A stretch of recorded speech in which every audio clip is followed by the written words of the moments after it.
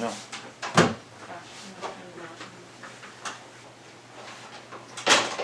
You don't need a computer? I got the book. What do I need a computer for? It's a Zoom meeting.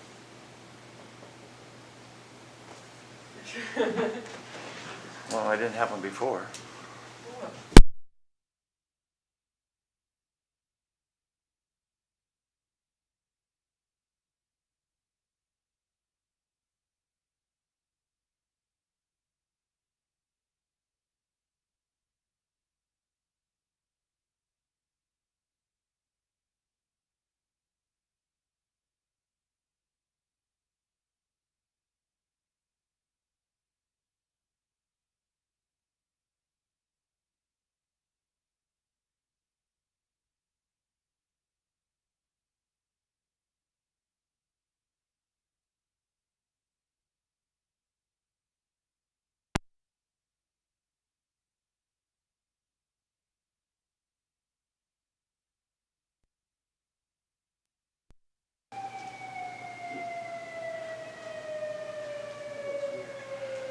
And our audio is back on. And we're recording. Madam Chair, we're ready to go when you are. All right, thank you so much. I would like to call this February 3rd, 2021 regular meeting of the Stewart Court and Commerce Advisory Board to order. Let's see. Board Member Paquette, since you are in the room, would you mind leading us in the pledge? Sure. Thank you.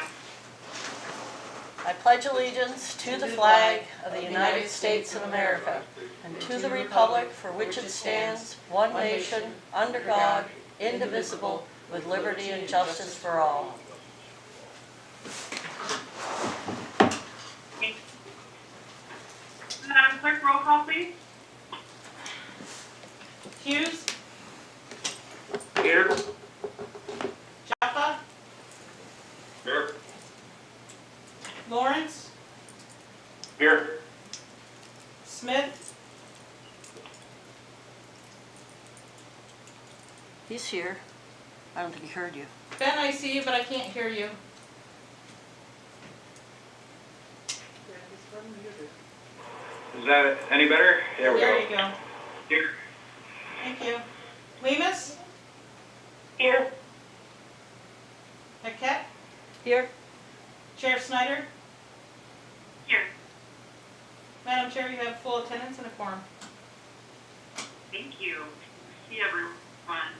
That brings us to citizen comments on any subject except those items scheduled for public hearing. Do we have anyone signed in or raising their hand on the call? Madam Chair, I do not have any previously submitted comments, and there are none online. All right, thank you, ma'am. That brings us to the approval of the agenda and consent agenda. Could I please get a motion and a second? I'll make a motion to approve the agenda and consent agenda. I'll second it. Aaron will second it. Sorry. Thank you. Any changes or notes on the agenda?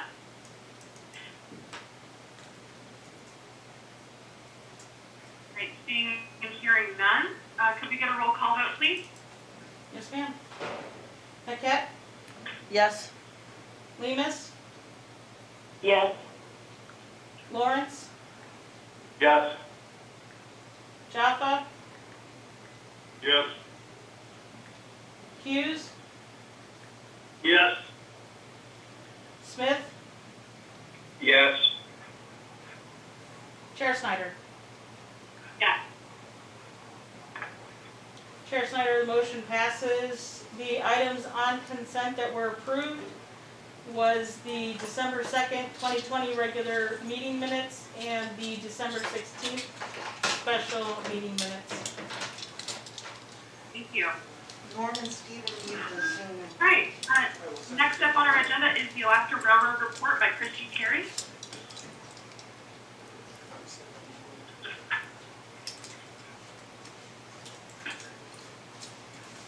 Is she online?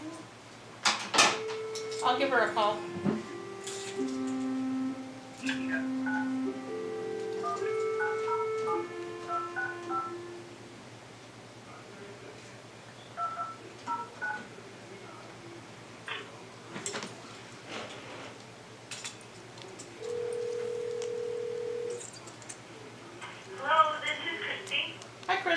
is Karen at the PACAB meeting. We're just calling you for your report.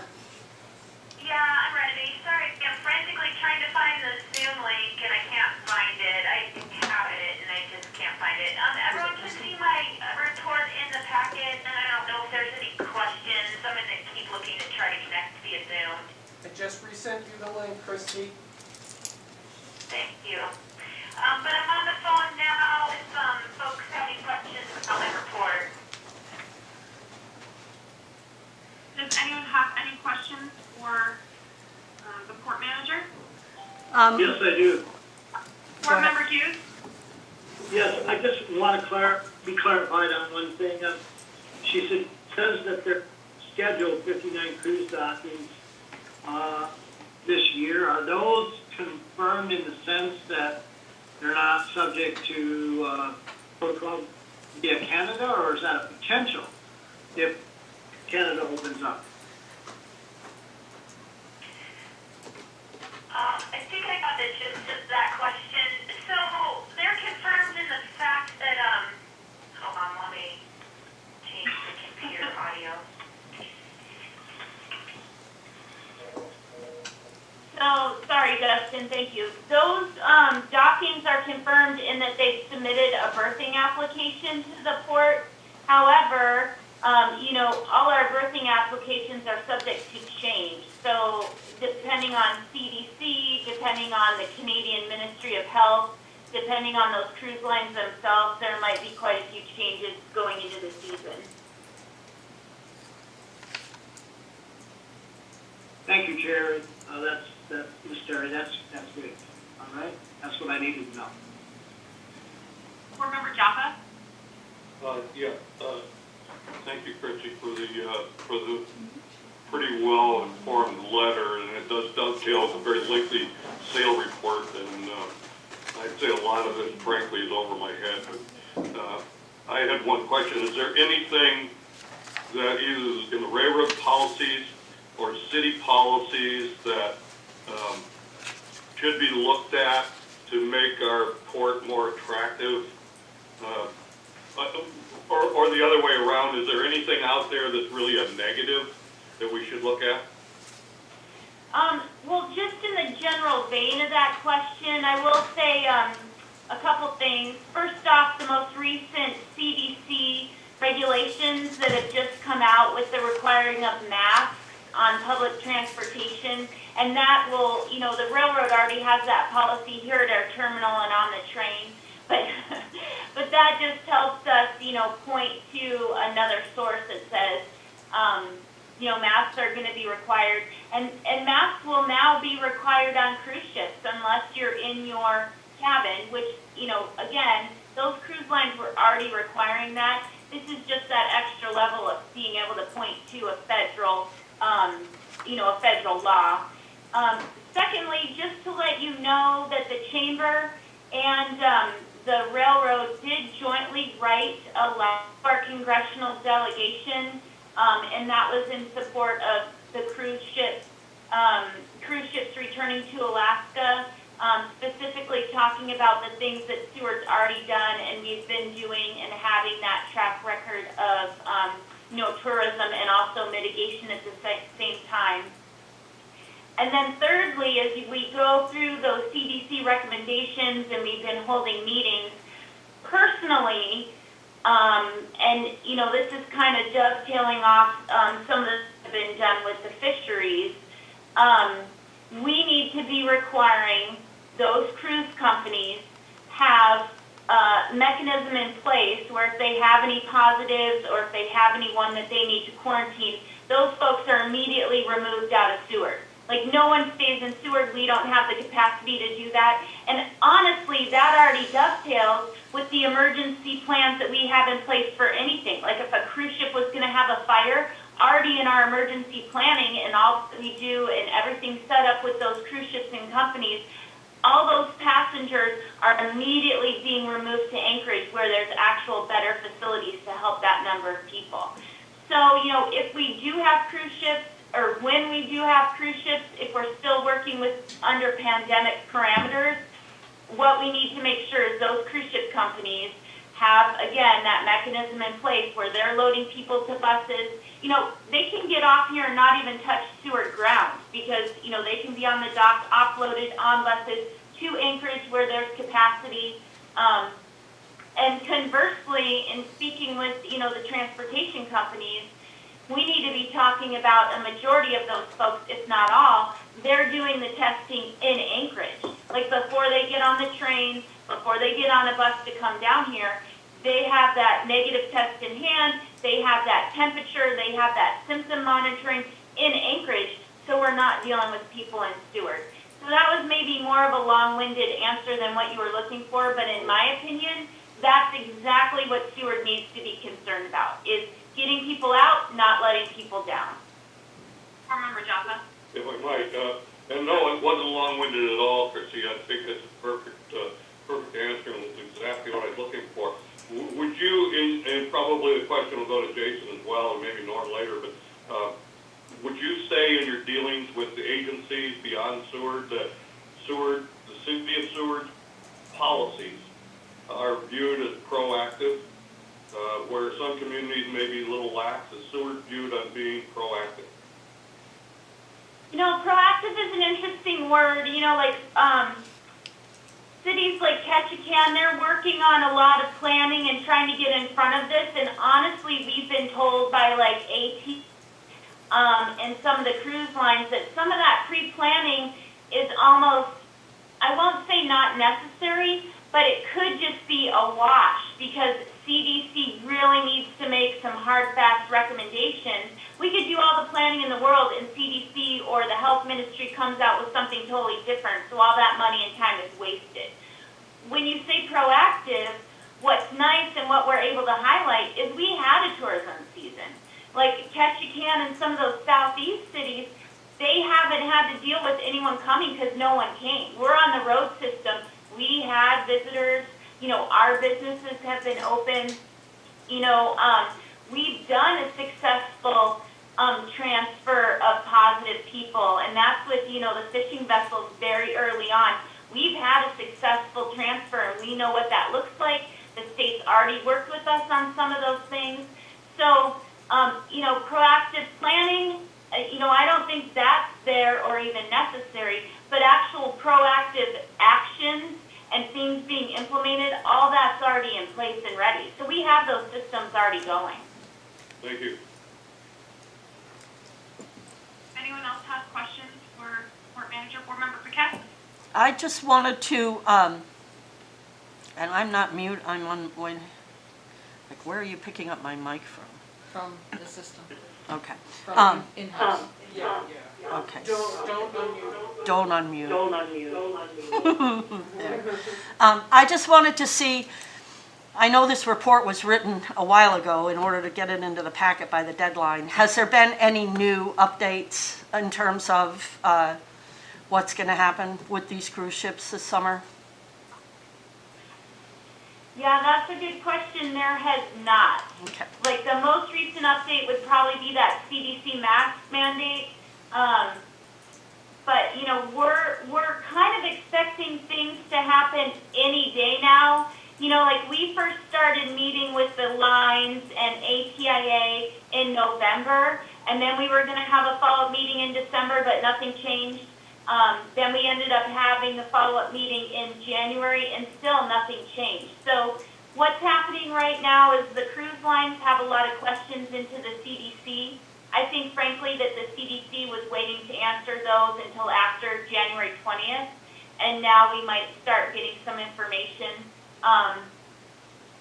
Since the last cruise ship schedule I gave you, only 2 ships had canceled. It was an early ship, and then one other smaller ship that just decided they weren't sailing. So our numbers are remaining consistent. I just don't know how realistic that is. Like, as soon as I do have an update, you know, I don't know that I'll wait for a PACCAB meeting. I'll probably send something to the clerk to get out to you folks. But there's a lot of people waiting for answers. Yeah, I just was curious the impact of these variants that are popping up. Like now California has one, so we're up to 4 variants. It's just, I don't know, I just feel like the rug's gonna get pulled out from under us any day now. Over. Any other questions for the port manager? So, Christy, I'd just like to say I really appreciated the line in your paragraph about cruise ships about, let's see, what does it say? Everything is rumor and conjecture. I had someone say to me directly yesterday, there are no cruise ships coming this year. I said, well, that's not true. So I appreciate you putting this information out for keeping us so updated. I did, and I also really appreciate having that full healthy sales plan in here. I had a couple of questions from looking through it. First, and I'll just ask my questions and let you answer, because you might be able to just answer them easily all in a row. Is this healthy sales plan actually regulation, or is this just ideas? Are these recommendations, or have they actually been implemented? That's my first question. And then my second question is specifically out of the plan. Page 36 of the packet, page 14 of the plan, item 55 is about, it says 2 essential prerequisites that need to be satisfied in order for a ship to sail to a given port. And number 1 is approval from the local government to visit a port. And I was curious if you had looked at that directly and what that means, and if maybe that's the way that we can be proactive and somehow council passing a resolution with like guidelines for cruise ships, but something that can be there and on the record that when cruise ships are asking for that permission is already done and ready to go. So yeah, those are my 2 questions. So, the lines are, these aren't just like ideas or suggestions. The lines are actively going through these healthy sale panels because they know that they'll have to comply to that. And that's a little bit of the holdup in that they have a number of questions on how the CDC wants things implemented and to get specifications on things, and that's what they're waiting back for. And that's what we've been talking at these meetings about what that city letter is. I will say that our CCL reached out and has had just a really conversational meeting with the city administration. Being proactive on that approval letter, I think we're still holding off on that potentially because 1, the cruise line submitted anything to us to respond to necessarily, and 2, I think one of the questions, or I know some of the questions they're asking the CDC is what does that agreement entail? What should that look like? So again, ATIA and some of the folks are saying, don't necessarily step out and do all this because you might have to then redo it to match what the CDC actually wants. So we'll continue to have those questions. That's like the railroad and the chamber sending that letter to the congressional delegation, and that hasn't been finalized, but we can get a copy of that, or it hasn't gone out yet, but as soon as it does, we'll make sure PATCAB gets a piece of that. That was kind of the start of looking towards that, because we are going to share that letter with the cruise line agencies, ATIA, and that could be kind of a template for what we need in the future, perhaps. Like the CDC just needs to provide more answers. Thank you very much. And I might just say one thing, just so everyone here knows, the railroad's going to be ready for what happens. If we get every single cruise ship, when they say they're going to be here, we will be ready for it and ready to respond and work with our local partners. If we don't get any cruise ships, we're going to be hustling our butts to try to get other business to make sure that people are employed, and that the businesses that we partner with are successful as much as possible. And last year, and maybe I haven't shared this, but with a lot of our partners, we obviously have a tariff, we have fees, we have permit fees. So folks connected directly to the cruise line only, we did provide, massive discounts, forwarding their permit to next year. So we're really trying to work with partners, good neighbor during this situation.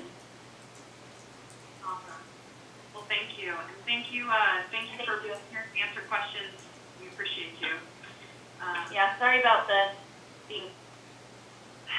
All good.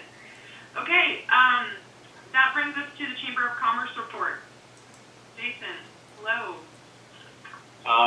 Yeah, So you guys have my report there. It feels like it's been a long time, so that one is a little bit longer, and this is pretty much the same one I submitted to City Council. So there's just so much that, the holidays there in December, that I want to make sure we highlighted and covered. So I don't have anything specific I want to go over with you guys, except I just have the laydown that we'll address later, and then happy to answer any questions at this point. Thank you. And Board, I will just point out that the laydown sent out about economic development, we are going to suspend the rules so that Mr. Bicklin can come back and we can have a discussion with him, or at least that's my hope if I have your consent later on. So if you have any questions about the report in the packet, we'll talk about the economic development piece later in the agenda. Any questions?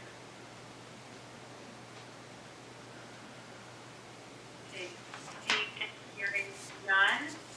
Jason, thank you very much as always for the very detailed report. Yeah, I think we missed you at the last meeting, so I just wanted to say that there were a lot of comments from the board about how great the fireworks were. So if we haven't expressed that to you, thank you so much. It was a great event. Yeah, and it's one that we're going to look at continuing from here on out and kind of making it bigger and better every year. So appreciate all of our sponsors and people that made that possible. Well, thank you. Harbor Master report. Well, Madam Chair, I'm sorry I was late coming in, miscommunication there. Anyways, so you have my report there. I just wanted to touch on one thing for number 8 on my report. We did hire somebody in the staff, and we're just waiting for finish processing all the paperwork before they get started. So, and I'm up for any questions. Questions for the Harbor Master?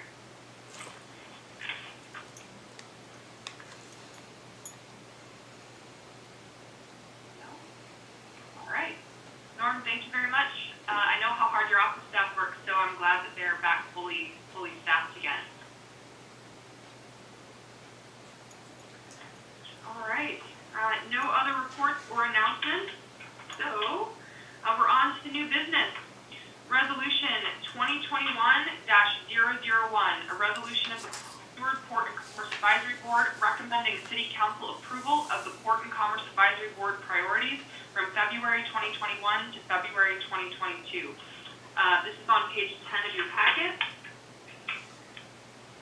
So we need to put a motion on the floor for approval of the resolution, and we can go from there on amending it as needed. Madam Chair, I'll make a motion that the Port and Commerce Board approve resolution 2021-001. I'll second it. Board Member Hughes. I'll second it. All right, thank you, Board Member Patet. All right, so the resolution is on the floor. Does anyone have any edits or additions or things that you'd like to see change in our priorities and goals before it goes before council?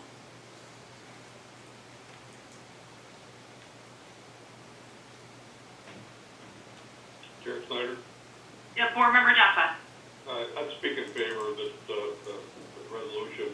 We have talked about this over several meetings. I think we've refined it a little bit, and I think personally, I think it's to the point, but it's broad enough where it gives us quite a bit of few things that we can look at. And again, all these things are there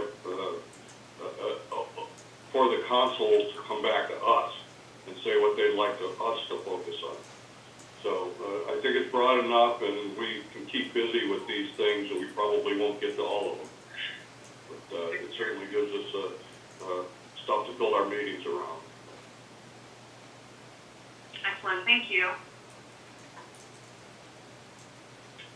I'd like to thank the clerk for the time that she put in to put this list together, and she reordered everything so that things were kind of together that made sense to be together, and I think that organization really serves it well to put all those ideas together. So thank you very much for putting this together for us. Are there any other changes before we go to a vote? Okay. Paquette, Yes? Hughes, Yes. Lemus, Yes. Smith, Yes. Lawrence, Yes. Jaffa, Yes. Chair Snyder. Yes. Madam Chair, motion passes unanimous. Thank you, ma'am. Okay, under other new business, item 3, review and discuss the progress of the interconnect policy, heat pump rebate, and other energy-related issues with the electric utility manager. And we have Mr. Montgomery here to speak with us today. I would like to invite him to speak first, and then we can ask any questions after he has given us his introduction. Mr. Montgomery. Hi, guys. First of all, I just want to say thank you for inviting me to participate, and I do look forward to working with the PACAT in the future as we move forward. As you probably all can imagine, I've been getting up to speed on a number of issues since coming into the role about 2 weeks ago, a little over 2 weeks ago. One of those issues, of course, is the interconnection policy. The good news is that if we have somebody come to Seward or come to us and they're wanting to interconnect, we can make it happen.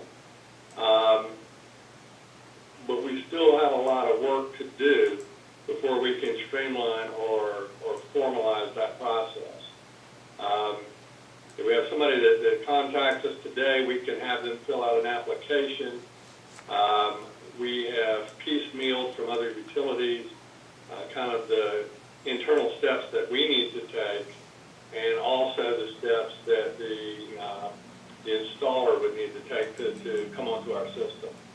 So for us to be able to tell you that once an application is done, that it's going to take approximately this long before we have them interconnected into our system, I can't really do that. And that's something that we will need to nail down, of course, in the future as we move forward. We are pleased to report that back in October, we did have the installation of the first bidirectional meter onto our program or onto our system, and that makes 3 interconnect customers that we currently have for Seward Electric. And we do have those switched out to the bidirectional meters. It appears so far that the meters are working correctly, but because we're in the winter, we haven't had much of a summer solar load at this point, so we'll be able to gauge that even better as we get more sunshine and heavier loads coming onto the system. We were contacted about 2 weeks ago by a company in Anchorage, and they're apparently working with a resident of Seward to do possibly another solar installation. We have provided them all of the information that they would need to make that happen, and we're currently waiting to hear back from the company and from that customer. As we move forward, kind of the things that we need to review or streamline, we still need to streamline the application system itself. We have an application on our website. Of course, people can get them coming here through the office, but the information is a little dated, so we will work to update that pretty quickly. The internal checklist that we're working from, I mentioned earlier that we kind of culled that together from other companies to make it work. We need to go ahead and get something that is official for the City of Seward Electric Department. And again, I think that's something that we can make happen pretty quickly. Need to also look at our net metering rate and see how we compare to some other utilities in Alaska to see if we need to make any adjustments on that end. We need to establish a department lead for the interconnection program. Right now, we're sharing that duty among a few different people in the office, but at some point where you all probably know we're down an operations supervisor, and we have a contractor working for us kind of as our field engineer. So hopefully, as we get those positions filled, we will be able to identify who the point person should be on interconnection. I mentioned process time for applications. We would love to be able to say to people that once you put your application in, you can expect the process to take this long. And of course, that could be altered a little bit based on what we're looking at from an engineering standpoint. I think things that have been talked about by PACAB in the past, or training materials for the community, for the public, as well as training materials for installers, that is something that we would need to do as well. As of to date, a good bit of this stuff just has not been done. And so that's kind of the list we're going to be working from. Now, my goal as we move the program, the process forward, today I would call it nothing more than a process that we have once somebody contacts us. I want to take this from being a process to a true program. And what I mean by that is to have a true program, it's when you can put yourself in a position that you have all of the things we've already talked about ironed out, and you have a smooth process in place. But then you take the next step, and you're able to actually promote the program and talk about how receptive Seward Electric is in the city of Seward to people coming onto our system. So we need to beef up the information we have on our website. That would be first and foremost. I'm in the process of working with our IT people to possibly do a Facebook for Seward Electric. So that would be separate from the police department's Facebook. If we do that, we will be able to post information on a regular basis about interconnection and again, promote the program. We can do news releases to send out, also promoting interconnection. We can do bill stuffers. So there's a number of things we can do. But I think once you start getting to that stage, you're then moving it from just the process into that now it's a program. And that's where we want to be. So once we get there and we can streamline the process overall, then it also it benefits us in that it will keep people from connecting to our system and us not knowing it. So the more we do in this area, the more beneficial it is for the electric department as well. Moving forward, I do want to move into that area where there's some public education and training.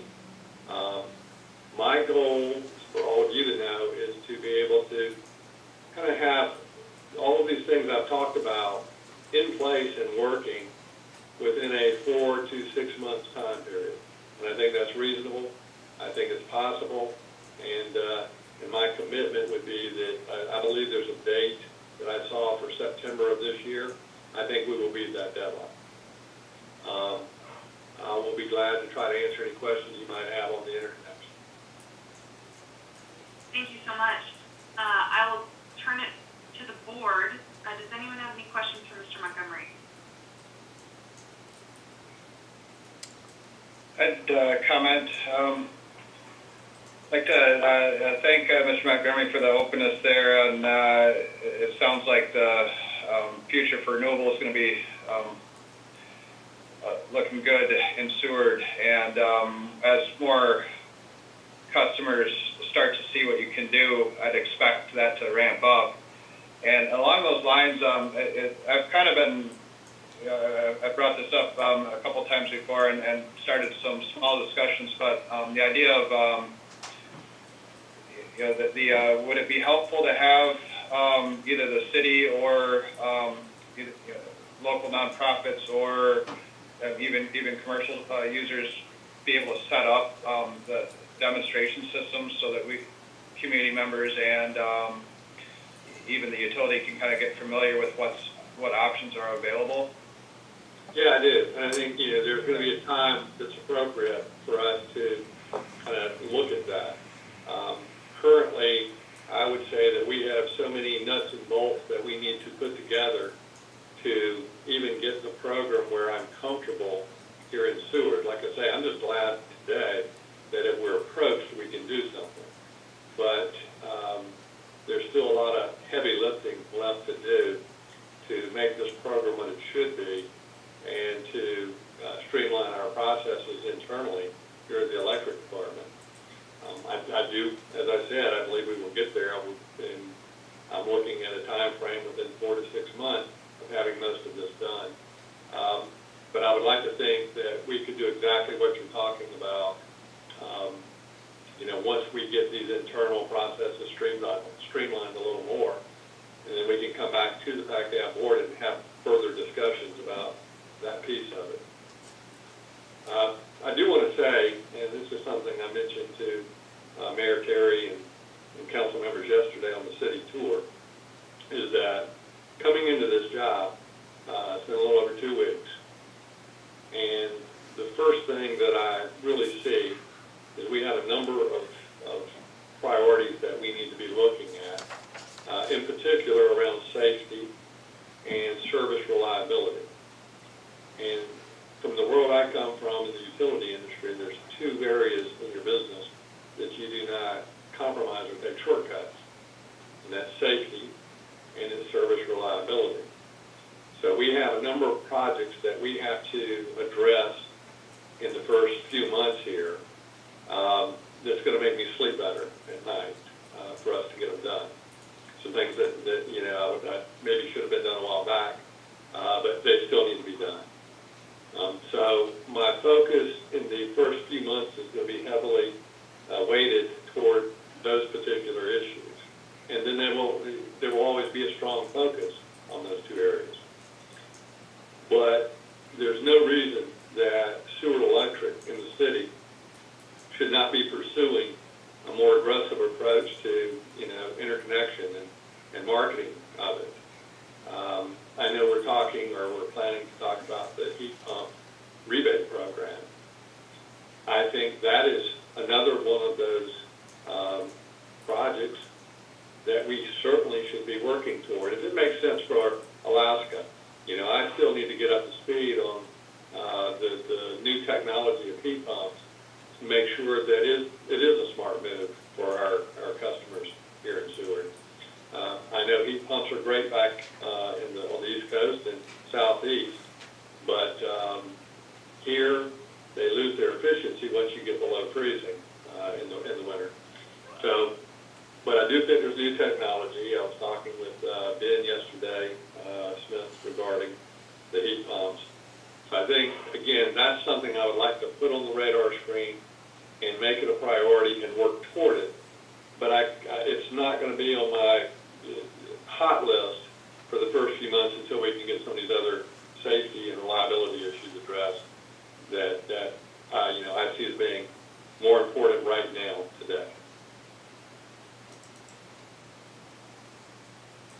And Ben, you're welcome to add anything to that if you'd like.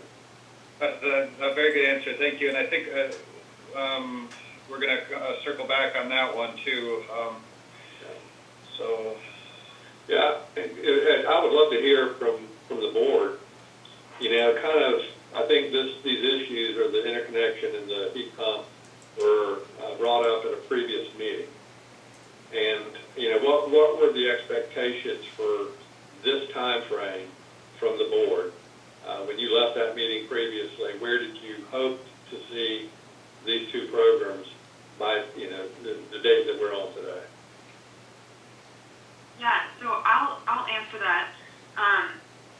So the interconnect policy, just so that you have all the history, this is something we've been working on for 2 years. It's something that historically there was quite a bit of pushback to, and a lot of, we can't do that. Our system's different, we're special. And so the board's been pushing back against that, and Mr. Borgeson has been an amazing partner with us, and that's where we got to the point where I think you have the spreadsheet in front of you where we kind of have those deliverables on the interconnect policy.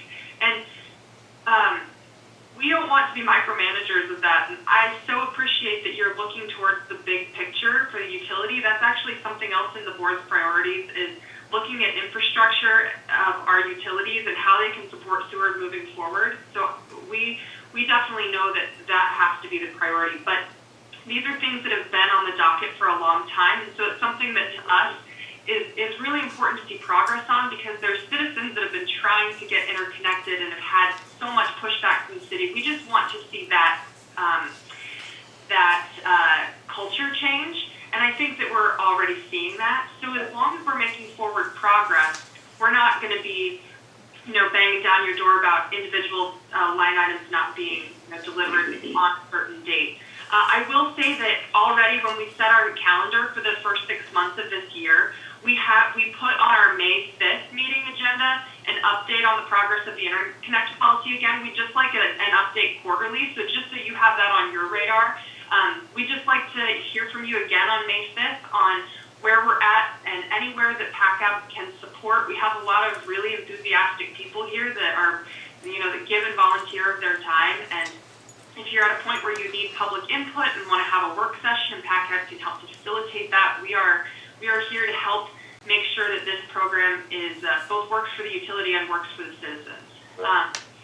As far as the heat pump rebate, this is also something that we've been talking about for quite a while, but that we know takes it's going to have to be economically viable, and it's something that needs to be looked into. And I think that we would like to see it move forward, but again, we're practical, and we're not expecting that everything happen overnight. I think that as far as priorities go, like you said, those safety and reliability issues, then the interconnect policy is next down on our list. And then the heat pump program, we just like to start maybe pursuing further what some of the funding options might be, not necessarily implementing it, right now, but we are headed into a budget season where we can look at, if there are funds available to do some sort of a grant match with a program. There's possibility of rural energy savings programs grants for the city where you can get 0% interest grants to provide on-bill repayment for customers, where it would actually cost the city nothing to provide upfront cash for people to buy heat pump systems rather than replacing broken equipment that they have, or so that they can upgrade to heat pumps. There's lots of options that we've talked through in the past, and so we just like to see some progress made there. Especially since this is a budget year, this is the time to talk about what kinds of funds we have available to go towards a program like that. Yeah, and I would agree. And to go back to a point you made earlier about Corey absolutely got the ball rolling on some different things here. And one of the things that, I've kind of noticed in Seward is in talking with people, is there's sometimes an either-or mentality. If you do that, you're not going to do this. And I would like to somewhat address that. I don't think it has to be an either-or.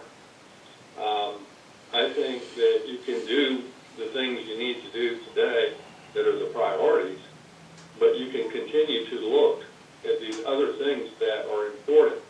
And as long as they make sense for the city, and they're financially feasible to do, and they make sense for the people that live here, to me, that's what we should all be trying to do. We should all be pulling in the same direction, and we should be trying to do the things that's going to make Seward a better place to live and work for the people that are here. And so I know there was a letter that went out regarding should we do the work on the generator at the power plant. It's $250,000. Those generators are still used around the world, and it's like a car. As long as you keep the maintenance up on it, the car will keep running, and you can just for a long, long time. So it makes perfectly good sense for us to move forward with making the repairs to the control system and keeping that generator running. That generator, compared to many others around the world, because it's not run all the time, has a lot less hours on it. And then options like battery banks and that sort of thing. Those are the type of goals that, again, if they're financially feasible and they can't be on our plan and work toward them. But I know when you get into the battery bank business, it can be costly. Homer Electric, with the project they did, that was a $38 million project. Now, that was a large battery bank system. So we wouldn't, I'm sure what we would be looking at is something scaled back, but even if you did, 25% of that type of battery bank, you're still looking at around almost $10 million. So, I think those are great discussions for us to continue to have. I think when they make sense, we put them on, our priorities for the future, and we work toward them, because there may be grants and things like that that are available, but we will just have to cross that bridge when we get there. Board Member Jaffa? Thank you, Chair Snyder. Welcome to Seward, Mr. Montgomery. I appreciate your taking an interest in our city, and I hope your tenure is successful. And I agree with you. There's no reason not to look in a variety of directions. And I totally agree with the concept of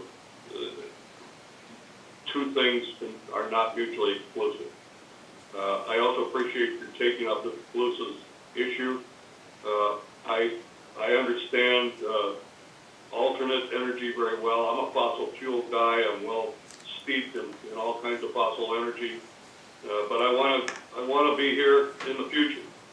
And I think that alternatives, and a variety of alternatives, is clearly the way to the future. So we need to be on the cutting edge of that. We need to be active and forward-looking and open. And that's the era that Corey, Mr. Borgeson, brought to us as an opening. And hopefully you'll step right into that. You mentioned policies, establishing policies, and certainly looking at current policies and procedures and streamlining, improving, changing. To your vision, as you understand the feedback from Council, and PACAB is an advisory to Council, so certainly you work for Council or through the administration for Council. But our board is there to help gather information, and it works two ways, bringing things to us to let us vet them with the larger community is to your advantage and the community's advantage. So I encourage you to utilize our board as you see fit. The issue of education, I think clearly where we're at with a lot of things.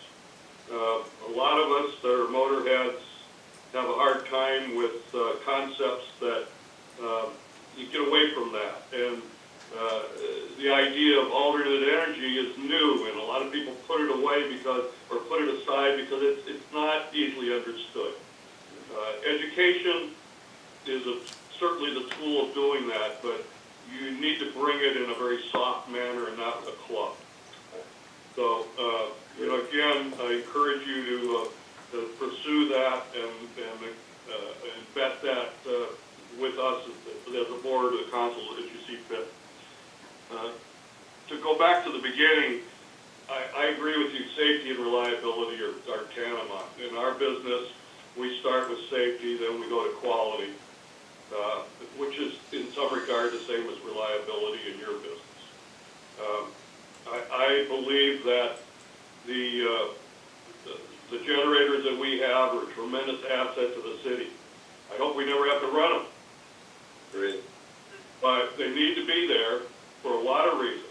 And at the same time, as Mr. Kaluza mentioned the batteries, I'm very familiar with BESS and Fairbanks, and slightly with the Homer system. They're not truly flywheels.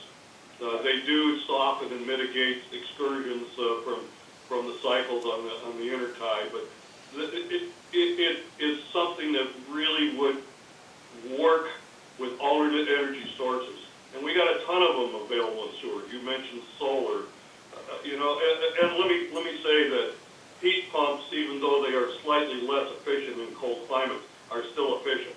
Right. You may still have a 3-to-1 COE cost efficiency on them instead of 4 or 5.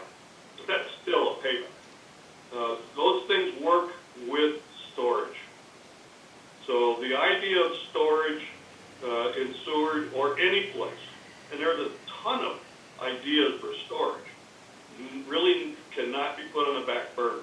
And with breakthroughs with technology, I know that there's a local business that's going to have a Tesla charging station. Maybe the city will have some other charging stations. But longer life batteries is on the faster charge, longer life batteries is on the near horizon. Yeah. So, And I think that's key is, familiar with those things that I am, but I welcome you to Seward. I think the future is wide open, and you're in a place where you're in the starting blocks. You don't have to go backwards. It's all forwards. Yeah, I think there's tremendous opportunity here, and I think Seward, we're a very small community, and people are engaged, and people want progress, and we should be looking at all of those things. And I appreciate what you're saying about the PACAB board being able to provide assistance, whether it's helping research some of these different options and technologies that we look at as we move forward. I would love to have that kind of relationship with the PACAB board so that we can do some really worthwhile things together. We may not always agree, and at some point it may come down to dollars and cents. But I think our council is willing to make investments that are smart for the city and for the people. And so I'm open to any new ideas and any new technologies, as long as at the end of the day, once we research it, they make sense for Seward, which is a little bit different than, some of your larger utilities, like Chugach and MEA and some others. Thank you. Board Member Paquette. Thank you, Rob. It's great to have you here. Let's see. I think the one thing that we need to just say out loud is that with you in that position now, and Corey prior to you, the electric department is building trust again with the community and with the citizens. So that's a really good thing, because we needed that to start happening, and I feel like it is happening now.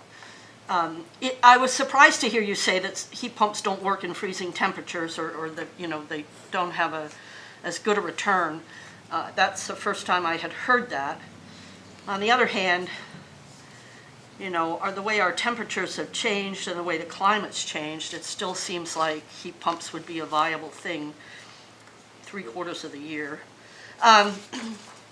You were talking about the generators being like a car. At some point, though, even with cars, parts become unavailable. The manufacturers stop making them. So I'm curious, I've heard these generators are really old, so I'm just curious where we are in that window of parts availability, or if you're having to have them custom made. And then I would just like to put it out there that I think that PACAB should probably get the idea of a battery bank for the future on a priority list. Obviously not this one, because we just did this resolution, but if we make a note to put it on the next one, seems like a good idea. Those are my questions, comments. Yeah, to address the parts, there are, for the generators that we're looking at, making these current repairs, and with all the generators, there are parts that you can still get, but then there's some parts of the generator that it's hard to find parts for, like the control panel or the control system. So that's the need to come in and basically just redo the control system or the control panel completely by taking out what's in there and putting in a brand new control system that is, new technology for today. So, in answering your question in a roundabout way, there's some parts that are very hard to get and track down. But in the case of the control system, we didn't really want to nickel and dime it in piecemeal repairs. Let's go ahead and get the technology for the control system in place, because that's what controls your voltage levels, your kW outputs, and we'll have that generator hopefully running for many, many years very smoothly. And Linda, what was your other question? No, I think that was it. I think that was the only question, really. Thank you. Yeah, we've got really great equipment, and I don't know if you've ever had a chance to tour the power plant, to take a look at the generators and hear how they operate. But we really have some equipment that has been taken care of. They're in great shape. They help ensure the reliability here in Seward. I don't know that all the people in Seward realize what a great benefit it is. And I think someone mentioned it earlier on the call, to have that power plant here. Because we really have one feed that comes from Anchorage on transmission. And when we lose that, just having that power plant in place, you can serve really every customer that's in Seward, because we have the generation capacity there to do it. And I think it would be a mistake to take shortcuts with it. I think that plant's in great shape, and we need to keep it up and running for as long as possible. And I'm talking, 30, 40, 50 years into the future. Thank you. I'd like to follow up on the comment on that.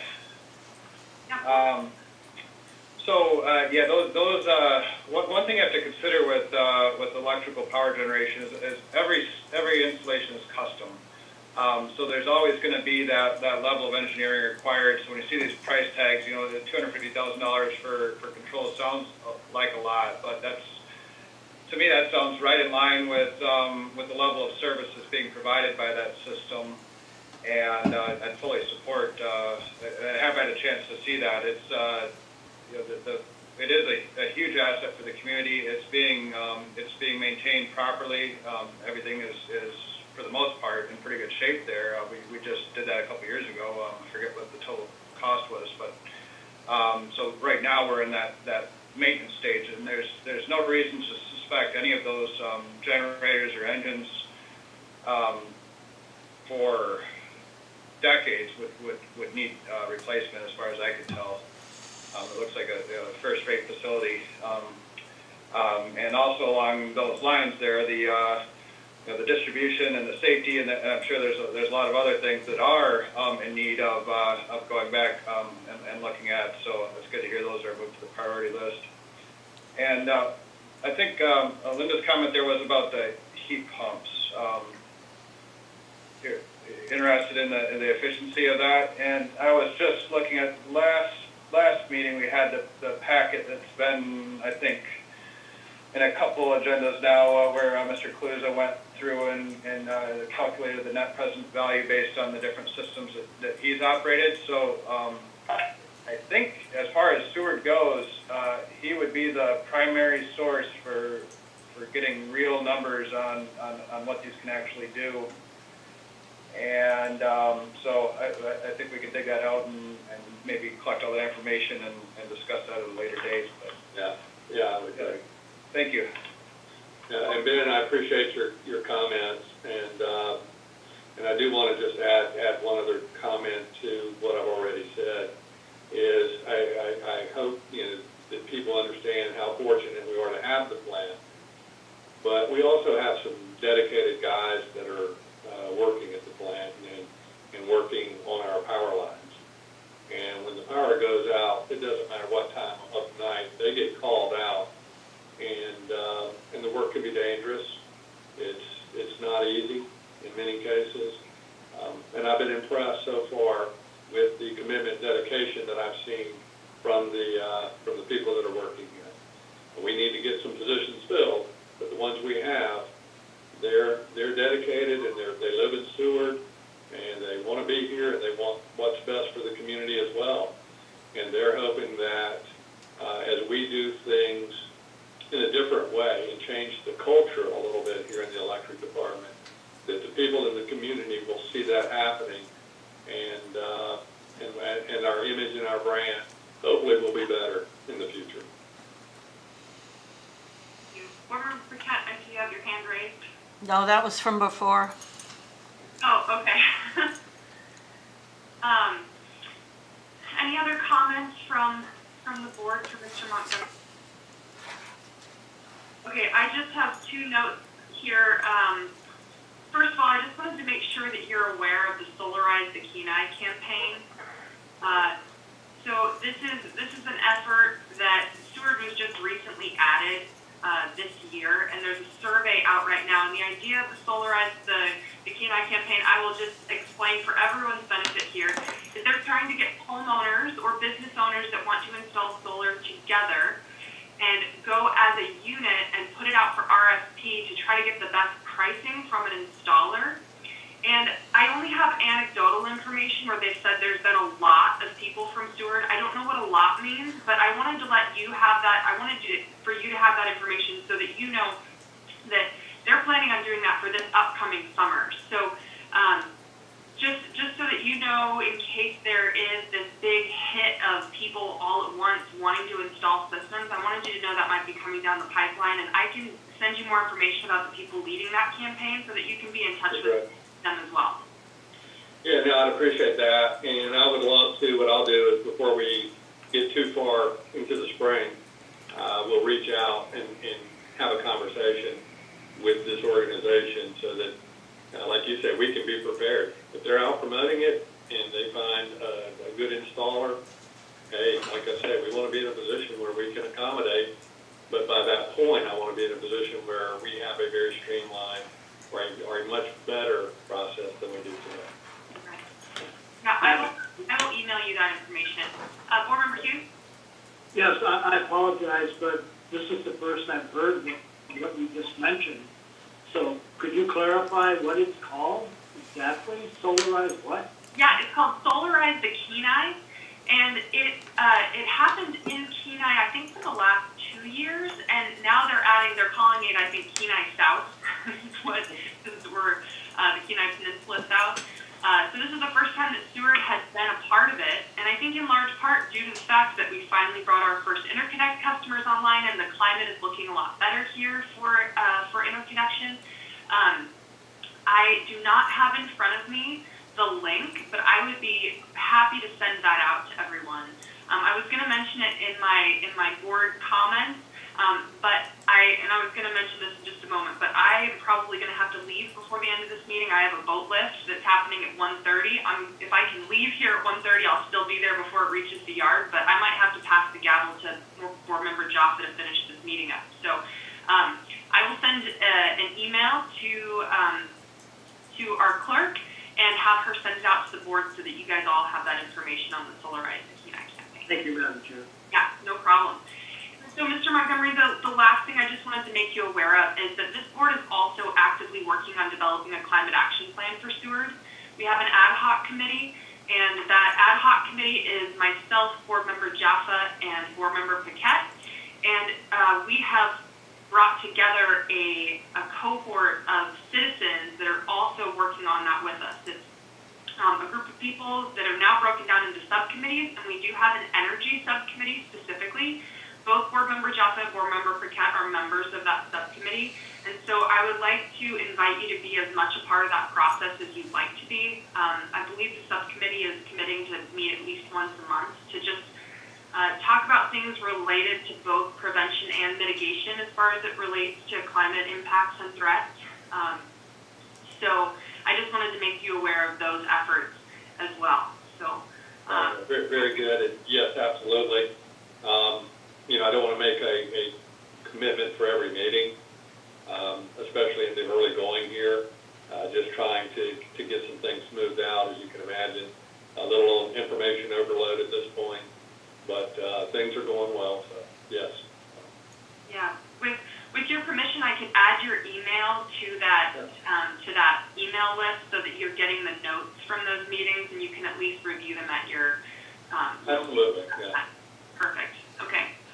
Excellent. Well, Mr. Montgomery, thank you so much for all the information, and we really look forward to working with you moving All forward. right, thank you. And if it's okay, I need to jump. I've got a 1:30 meeting, and if you guys are good. Absolutely. I do look forward to working with all of you. Thank you. Thank you. Okay. I too need to leave the meeting. Sorry. Erin. All right, Erin, thank you so much. I'm happy to have a full board today. We're on to our last new business item. Discuss the city's economic development and recovery from the COVID-19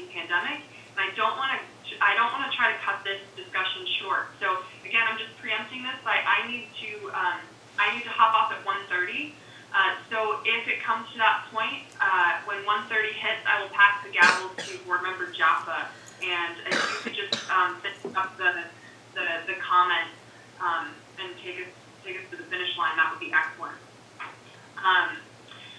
For this discussion item, I would like to look for the board's approval to suspend the rules so that Mr. Bickling can speak to us about this economic recovery strategy, and he provided a great 2-page laydown here with some of the things that are already in place. So I'm just kind of looking to see if there's no objections. I'd like to suspend the rules so Mr. Bickling can speak to us directly. Okay, seeing none, we are officially suspending the rules. Mr. Bickling, welcome, and thank you so much for the laydown. The floor is yours. Yeah, I just wanted to just know that this is kind of like an informal document, not comprehensive, but kind of hopefully will give you kind of the angles that we're talking about. And let you guys know too that when I first came on, like we started some of these efforts beforehand, just because like coming in, I kind of saw that we did have a lot of our eggs in some of the kind of tourism basket, that summertime tourism basket. So visitor season, so we wanted to kind of start moving out of that, which we had done before COVID came about, and which I'm thankful we did get some things going in that direction. But kind of just a quick overview is like we know that visitors are really important to our town. We want to continue to, and we are continuing to capitalize on the summertime visitors. Marketing and angling those efforts. Our demographic looks a little bit different now, but just continuing to go in that direction, and then really looking to expand on kind of the shoulder and winter seasons. We want to get rid of that language that says off season, and just that we have lots of seasons. That's even come out in our visitor guide. We have like a lot more wintertime pictures, and just want people to know, whether they're coming from outside or here in the state, that there's lots of great things to do year round. And so continuing to do what I would say normally do in our events, but we're also working with Parks and Rec to develop some other events as well. I mentioned some too about we have a lot of people come down for things like some of the triathlons they've had previously, and we want to kind of move some of those efforts into the wintertime to bring people down. And then kind of just with the visitor piece, we also know that the marine work that goes on here that kind of supports a lot of what the visitor piece does has been kind of a bright spot in our economy through COVID. And so we just want to continue to support that and build that. And we do have a new website coming out here soon. That's going to be, I think everyone's going to be really happy with it, but it will have kind of that visitor face for all seasons. It's going to have a marine face that we're specifically going to be using to market, to drum up new business for our marine industry, both for kind of commercial and personal boat users. And just kind of be really intentional about our marketing efforts at Pacific Marine Expo. I'm looking at doing other things, maybe like Workboat, and having really great materials that we can place in people's hands to do that and bring people here. So there's a lot of business that I believe goes elsewhere that we need to bring here. And so that's kind of, those are our efforts that we're making there. But, and so, and then there's a couple of things up there that we thought about, marine specific. One of them was that Chair Snyder came up with of looking at how we can really make Seward as the road system, like all things Alaska Marine place for the place that people look to, and kind of establish that, but just by having like an annual marine swap meet, where we get people coming from like all over the state, a lot of the peninsula people, that kind of thing, and bring it here. And then also eventually when the new cruise ship terminal is built, we'd like to look at having like an Alaska Marine Expo that happens too. We think we could bring a lot of people down here and kind of establish us as that place. And kind of building on that, I would say wintertime visitors or fall and spring, is that we have two markets just north of us there that are the Anchorage and the Valley, that we wanted to bring them down here for conferences. With that would be when we get the new terminal built, that will really expand our capabilities there, but also with the new hotel that we have, that just gives us a lot more carrying capacity. So we really want to be working, we're going to have a website page on that and create materials to have conferences that are going year round. And then with that too, with conferences, we can also introduce a lot of excursions to that, so that it would create work for our, some of those excursions in the off season, bring in like Nordic skiing more often as an excursion, some of those things. And then, anyway, we do have that hometown piece, which I think will be good for developing kind of our local economy. And then we're continuing our advocacy efforts. So, and then just lastly, we've had that thing called the Blue Pipeline Incubator. I'm just going to make notes and be really honest with it. It's been dormant for about 1.5 years now. I believe it has some great intentions behind it, but like I said, I don't think they've been a great partner to work with. I always have to go after them to find great communication. No communication, and just I won't go into a lot of detail, but I do believe, and just in conversations, that we can create a similar partnership with the city, because we were both putting money into that. But then I've talked with Tim Dillon from KPED and kind of brainstorming about this. We believe we can actually create a position that's more like locally owned, and kind of maybe expands that a little bit too. And so that's just something that I see that would help identify opportunities within our community, and help the small businesses start up, put people together, identify like grant funding for some opportunities and kind of work around grants. And so that's kind of a thing that I think would be really timely right now, is for us to take our efforts there and move them out of that area. And I think that would kind of help our economy pivot and move in a different direction. So anyway, that's just kind of the quick overview there. Be happy to answer any questions that anyone has. Thank you so much. Anyone have questions for the board member Jaffa? Well, let me start it out. I'm sure there's going to be a lot of questions, Jason. It's a big topic, and economic viability is a big topic, is what I mean. It looks like you divided this into a variety of areas: visitors, marine, conference, etc. It looks like you may have been combining the commerce, for instance, 4th of July, the industrial center, the shipyards over there, into your marine. I'm not sure. I don't see anything in here with a strong presentation for industry other than in that marine. And Avtec, in the past, Avtec was always our performer to bring a lot of economy to Seward. I don't think that's gone away. I'm just throwing out some things here that you could probably respond to and bring it all together in a single response. But the industry in Seward is something that is strong. It has been strong. It's enviable for a lot of places. You make a little statement about currently going to other places. I don't think there's a mass exodus. I think you're just saying that there's an opportunity when people look for businesses that they look Seward. We want them to look to Seward first, or at a high level of priority. I want to make sure that I understand that, what you mean.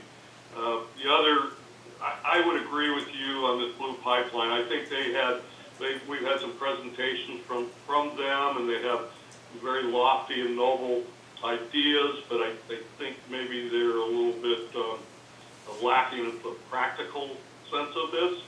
And if there was a reapplication, Tim is, a hard charger, he is, and if a partnership with KPED and the city council can better utilize what I'm seeing at $50,000, we should certainly look at that option without knocking the legs off from the Blue Pipeline, because they may be able to resurrect some of their effort, and they do tie in with some of our other thoughts. Viability of the marine life is important for our economy.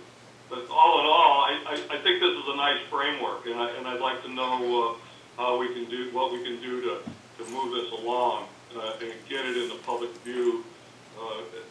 And again, getting some more industrial presentation. The railroad is part of the industry, you know, the docks, the harbors, the movement of commerce and that type of thing, so. Thank you. Jason, would you like to respond to that at all? Yeah, sure. Yeah, just let me kind of go, I'll work, yeah, no, I absolutely, like, we just need to, and I think it's kind of that, looking at Blue Pipeline, the thing that I look at the Blue Pipeline is that it was kind of channeled just to like ocean-based industries, but I think if we had local ownership over that, we could actually expand it so that it's all kinds of industries.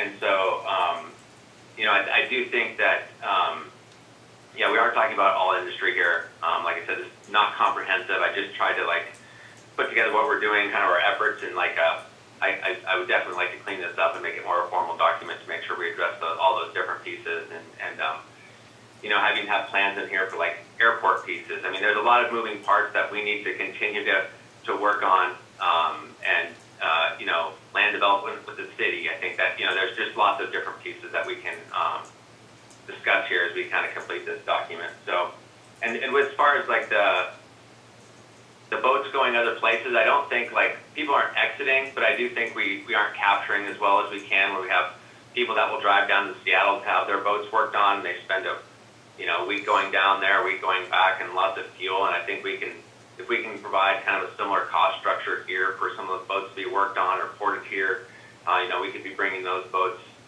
here instead of having to go to like Ketchikan or some of those places. And so I think we can, if we advertise a little better, we can just pick up, you know, a few more boat projects a year is going to can make a big difference.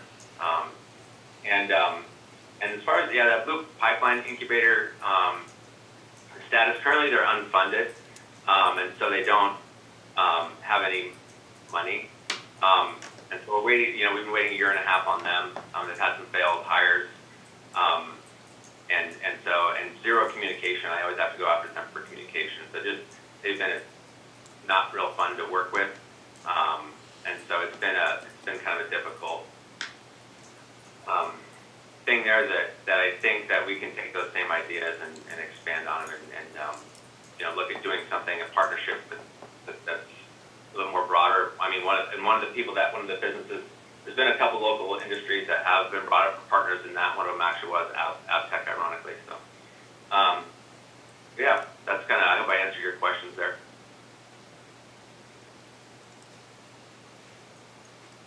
Board Member Paquette?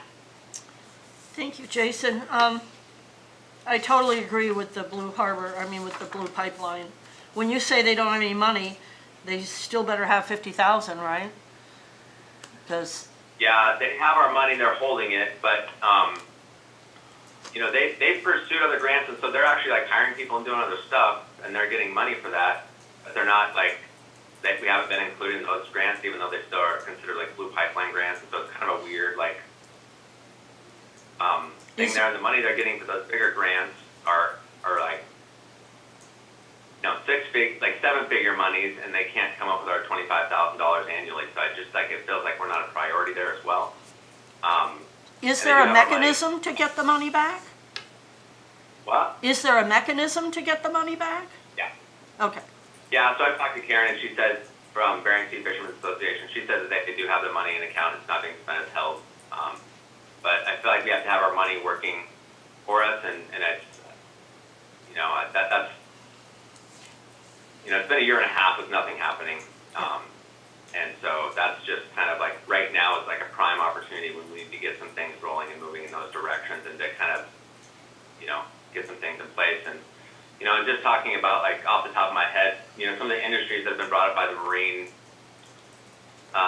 front has been, you know, if we had someone that was here in town that had a business that did like life raft inspections or prop work, or there's specific marine work, if we could help people, you know, come and help seed those businesses here, so that way it makes this more of a complete industry, and also helps out our local businesses here that are sending things to different places right now, and it would save them money for shipping, and it would make their timelines quicker for turnaround, which then they can make more money. And so I just, I've also talked to some people about how we could develop kind of a local fisheries, like public-private partnership for fisheries management, and actually like a local hatchery that would be like a real, possible opportunity for Seward. So just to have someone that would go and look into these things, make connections, find grant opportunities around them, and just seed some of those things. And so, yeah, I just think there's some great opportunities. If they were just locally focused, so that like their priority is just Seward making it happen, I think that would be helpful that way. Yeah, and then in terms of conferences, I just wonder if, it's hard to know what's going to happen with contagious diseases, et cetera. I wonder if you've thought about making a priority to get maybe some CARES money that could modify the pavilions that we have so that they could be used, 4 seasons, like maybe some kind of heating options, or even thinking about a new open air pavilion facility that could be used for conferences year round with some form of, heating. I don't know. I just think that if we had a way to bring people here because they could have their event safely, that would be another plus. Yeah. Thank you.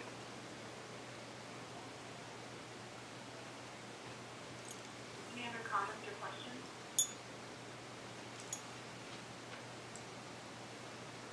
Board Member Joppa?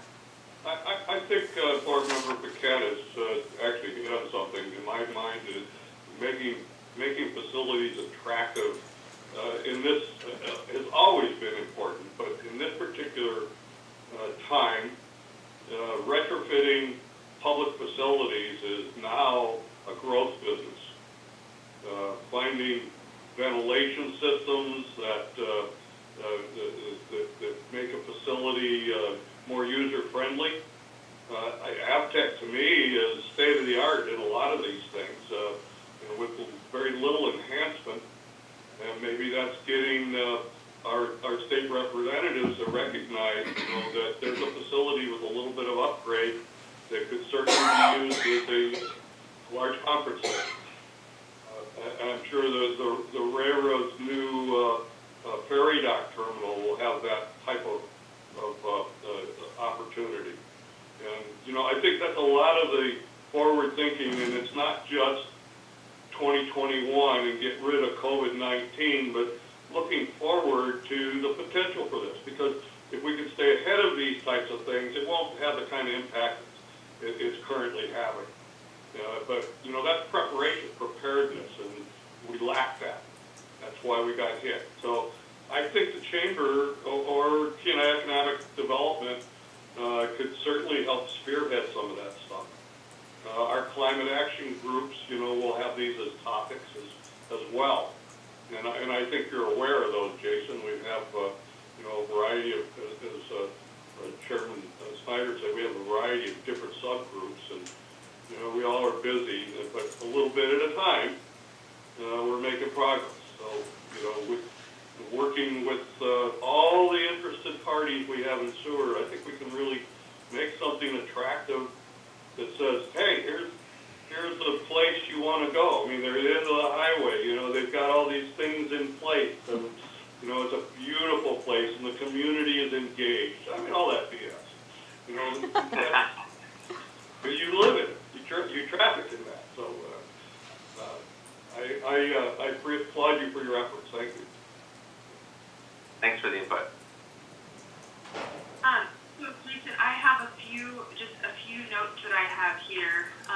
One thing is on the visitor piece. In the last council packet, there was support for Alaska Trails and the Alaska Long Trail, and I think that's a really interesting thing to get out ahead of, especially because it was so interesting reading through all that material from Alaska Trails. It looks like a lot of those BLM projects for extending the Iditarod National Historic Trail are shovel-ready projects, and hopefully those get funded. And even if the Alaska Long Trail isn't completed up to Fairbanks, even with the excitement of it coming, we might get some early visitors coming to do the first 200 miles or something like that, and it would be great for the chamber to be ready and out ahead of that, for having some really good materials on the website about people coming to do those kind of outdoor adventures and what support systems are in place for that. So I just wanted to mention that I think that's kind of a really cool economic piece that's coming, and I think to be really exciting for Seward. Let's see, other thing, even before I got your notes in this laydown about the Blue Pipeline, I had written down a small business advisor for Seward, at least like someone half the time. I know that Aisha and your membership team does such a great job of providing education, but having someone that's actually in that advisor role where new businesses can go, I think is so critical. And I know that with that Blue Pipeline position, they were supposed to be quarter-time SBDC advisor, and it didn't really work out very well. So I'm excited about the possibility of looking at this again and finding something that's going to work better for the community moving forward. So I appreciate your honesty and being really direct with this. I think we should get our money back, and I think we should start over. But take kind of the momentum and the that we have there's obviously a lot of public support for the idea. And so I'm hoping that, we were supposed to evaluate the Blue Pipeline at our May work session, but I'm hoping that at that time we can maybe be working on what this new option could look like. So that is my comment there. Then a couple of other things. One thing that I worry about moving into this summer is there were a lot of businesses that could survive 1 year like 2020, but they can't survive 2. And so I'm concerned about some of these businesses going into a second year of a downturn and wanting to make sure that we're lobbying for the support that they need from a federal level, because as a city, we're not going to be able to support them in all the ways that they need. And so both the city and the chamber, contacting our representatives and making sure that we're advocating for the funding that these businesses are going to need to survive a second season. Sorry that I'm talking fast. I have 4 minutes before I have to go, so I just want to get some of these things out there. The other idea that I had was just some targeted education and support for those businesses. I don't know what this summer is going to look like, but I know that not all businesses are set up for. I'm thinking restaurants specifically for takeout or delivery services. So maybe providing some extra help to those businesses to be able to pivot during this time to keep them up to date on some of the innovative things that are happening that other businesses are doing around the country, and try to really support our restaurant and bar industry here in town. It's such a big part of our economy that I think might really struggle in this year as we're still trying to climb our way back up that Nike swoosh, as you said in the laydown. And just the last comment is, last summer I really appreciate, or I guess all of last year, I really appreciated the chamber putting out the what's open list so that everyone knew which businesses were open and knew how to get out and support the local businesses. So I just wanted to say thank you for your work on that, and I look forward to seeing more of that as we go into kind of another weird season. Yeah, and we have those still, we're still doing those, and I give them to hotels, and we still get that stuff out there just so that people have easy access and don't have to, search around for them, and they're always posted, updated on our chamber window as well, and so we definitely will continue to do that. Awesome. Well, that is all that I have. Is there anyone else that has comments, either specifically for Mr. Bickling or generally about the economic development and recovery?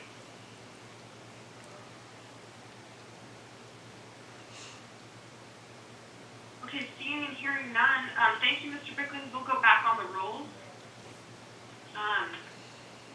We're 2 minutes before 1:30, but I actually think that I can probably finish out the meeting if we all keep our our comments short. If not, I'm again happy to leave a little early if I have to. So that brings us to citizen comments, Madam Clerk. Do we have any citizens with their hands raised or any electronically submitted comments? Madam Chair, we don't have any pre-submitted comments, and there are no online comments. All right, thanks, ma'am. That brings us to board and administration comments. Mr. Regis, do you have any comments? I do not, Madam Chair. I think it was a good conversation with Jason there. I think it's it's going to be a long road, I think, for everybody, but hopefully things get better here. Thank you. Let's see, Board Member Smith. Thank you. Any wood to knock on here, Alaska has done pretty good so far. So I think we got to look broader nationwide to see how our summer is going to be impacted. And unfortunately, it doesn't seem like travel is going to come up back to where it was. So I'm definitely being proactive. Those were some really great suggestions you had about keeping our local businesses going. So. And other than that, I appreciate the electric department. Last time I thanked them for the work that they did during those outages. I do know that is incredibly difficult work, and they do a great job. And also, thank you to Mr. Kaluza for keeping us on our toes with renewable solutions. I think groundwork has been laid, and we should see slow, steady, and deliberate progress towards a modern power grid. And other than that, that's all I got. Thank you. Thank you. Board Member Paquette? Well, thank you to Rob for being here. Thank you to Jason.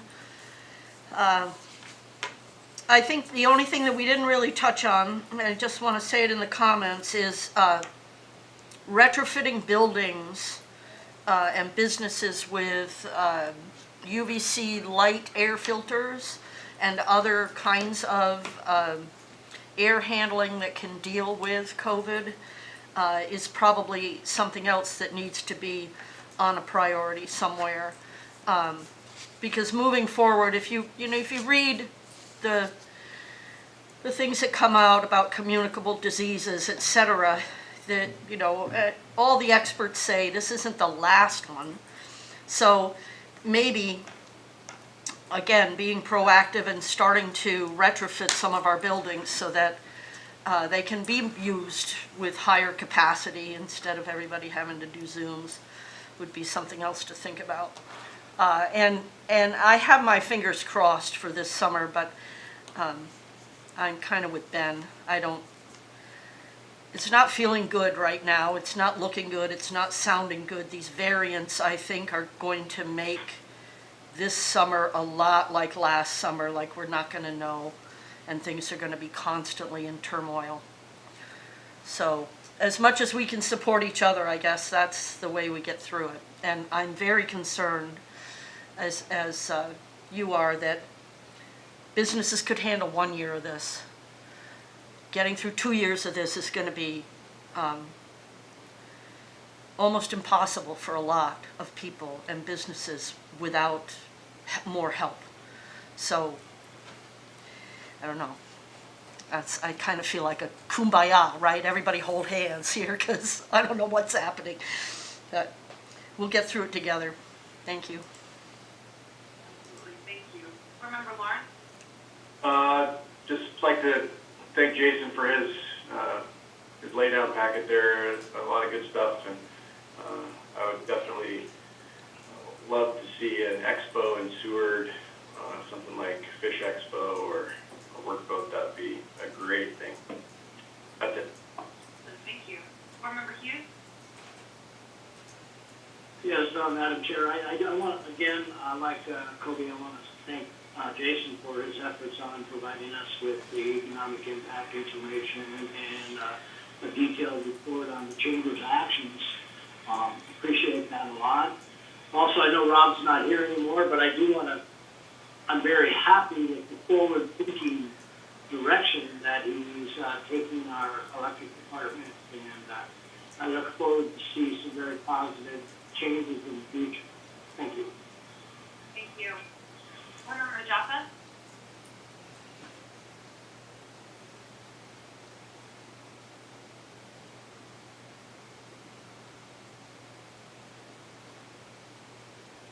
we go. Okay, I'll throw a broad net and thank all our participant attendees, Jason, Christie, Mr. Morrow, and others. I don't want to miss anyone. It's great to have participation, and I think everybody is looking forward. I would say that this is a challenging time for all of us. I mean, I think we all are aware that things have been disrupted for a year and likely to be for another year. It creates a challenge, and you know, certainly in business, we run into these all the time. I mean, I've been to a point where I had no idea how I was going to make payroll. And you just sharpen your tools and be ready for that next wave. I guess in fisherman terms, I'd probably fish in that next wave, but you just keep going. I really am encouraged by the effort that we have in our presentations from both citizen comments and from the organizations. This sale thing is a massive document, actually. If you look into it, there's a lot to it. And it hits on a lot of interesting points. There's a lot of really smart people that contributed to that we can take and make something positive for our own community. So I would like to, my most important thing that I wanted to say was thank all of the PACAB board. We had a full board today. And it's not the first time recently that we've had a full board. So not to rest on our laurels, but you know, that is a sign of a healthy community when people participate. And you know, we will stay the course if it's however long it takes. Thank you. So I just want to leave you with, since I am still here, I have the web address for Solarize the Kenai. So for anyone listening that would like to sign up or just wants more information on what Solarize the Kenai is, it's www.solarizethekenai.org. And that, I'll spell that out, it's SOLARIZETHEKENAI.org. So again, that's www.solarizethekenai.org. It's such a great concept. I mean, everyone pooling together to try to get the best price, and also having a single installer doing a bunch of installs in Seward is going to help the process so much, where it's really going to be, you know, one company learning through multiple times, you know, going through that process. It's going to be really good for the electric utility as well to have that. So I look forward to that, and I encourage anyone who wants to sign up. They're taking sign-ups throughout the year.